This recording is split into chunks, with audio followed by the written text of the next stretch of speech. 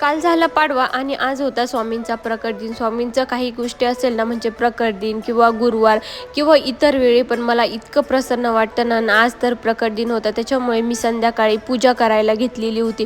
काल पण पाडव्याचं खूप काही गोष्टी आम्ही बुक केलेल्या होत्या, पण वेळेत ऑर्डर न भेटल्याने आम्ही एकदम म्हणजे नाराजच होतो. पण म्हटलं चला प्रकट दिनाच्या दिवशी स्वामींची पण इच्छा असेल की ती नवीन गोष्ट त्यांच्या प्रकट दिनाच्या दिवशी आपल्या घरात येईल, हे पण भारीच होतं. त्याच्यामुळे आम्ही तो विषय तिथेच ड्रॉप करून टाकलं. चला म्हटलं आता स्वामींची इच्छा आहे तर त्या दिवशीच आपलं सगळं चांगलंच होईल. संकल्प केला, हातावर पाणी घेतलं, त्यात थोडेसे तांदूळ टाकले आणि मनात जी इच्छा आहे ती म्हटली आणि ते पाणी ताटेत सोडून दिलं. त्यानंतर मस्त पूजा करायला घेतली आणि हे जे ताट आहे ना, ते मी दिवाळीच्या वेळेस घरून आणलेलं होतं.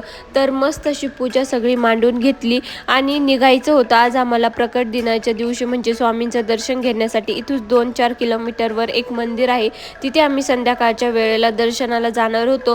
पण पूजा करतानाच जे डिलेवरी बॉय आहे, म्हणजे जे त्यांचा कॉल आला की तुमचं फ्रीज येतं आहे. आणि आम्ही काल पाडव्याच्या दिवशी आम्ही शुभमुहूर्तावर फ्रीज घेतलं होतं, पण ते काही डिलिव्हर झालं नाही त्या दिवशी, तर आता ते आज होणार होतं. तर त्यांचाच कॉल येत होता की तुमचं फ्रीज आज डिलिव्हर होईल. पण आम्हाला नेमकं बाहेर निघायचं होतं. पण म्हटलं चला आता अर्धा-1 तास तर लेटच होणार. मस्त फ्रीज रिसीव केलं. म्हटलं आता आल्यानंतर पूजा करूया. स्वामींचं पहिले दर्शन घेतलं.